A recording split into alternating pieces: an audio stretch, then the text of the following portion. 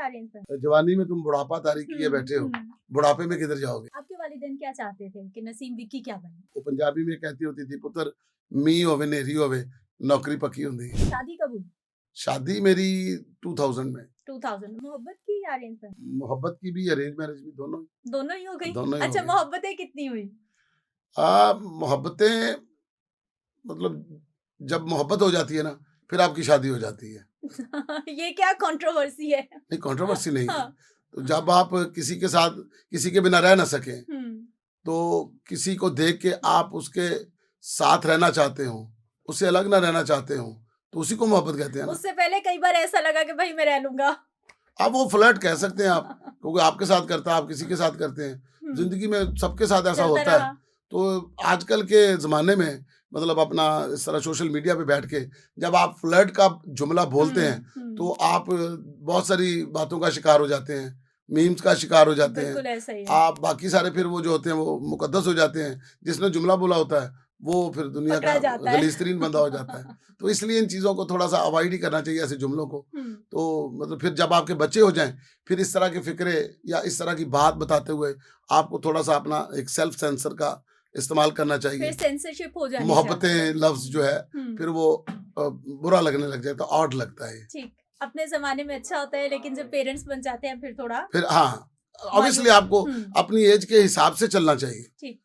मैं अपने बच्चों के ऊपर भी वो चीजें अप्लाई करता हूँ कि जब बच्चा है तो उनको बच्चे वाली एज लेनी चाहिए। जब वो बड़ा जो उसको फिर थोड़ा बड़ा ही मानना चाहिए। ठीक है ना। तो वक्त से पहले कोई भी चीज आप अपने ऊपर ना अप्लाई करें। वो एक शेर है ना, पता नहीं उसका मैं मफहूम ही आपको समझा पाऊंगा। समझा दीजिए। कि ये जो जवानी में तुम बुढ़ापा तारीख किए बैठे हो, बुढ़ापे में किधर जाओगे? अच्छा नसीम विक्की साहब, बच्चों में किसमें देखते हैं कि एक्टिंग में कोई आएगा या फिर डायरेक्शन में आएगा या फिर कॉमेडी की दुनिया में पांव रखेगा? नहीं, मेरे 3 बच्चे हैं। हाँ। 3 बच्चे हैं माशाल्लाह, 2 बेटियां, 1 बेटा है। तीनों का कोई रुझान नहीं है। बिल्कुल नहीं। तीनों का हाँ कोई माहिर नहीं है। हाँ। बेटा माशाल्लाह मेरा पढ़ रहा है जी यूके में। ठीक। और बेटी मेरी जो है डॉक्टर बन रही है। तो एक अभी छोटी है। तो बाकी अल्हम्दुलिल्लाह उन्होंने। आप चाहते हैं कि आपकी फील्ड में आए कोई बच्चा? आपकी क्या ख्वाहिश है? नहीं, मेरी कोई ख्वाहिश नहीं है। ना मैं चाहूंगा कि वो आए, क्योंकि मेरा वक्त जो था, मुझसे पहले भी हमारे खानदान में कोई नहीं था।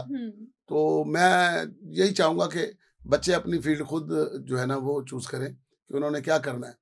जो आपका अपना माइंड होता है ना, उसमें आप कंफर्ट होते हैं, फिर आपको उसमें खेलने का मजा आता है, वो काम करने का मजा आता है।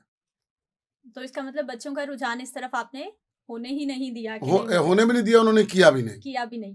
आपके वालिदैन क्या चाहते थे कि नसीम विक्की क्या बने?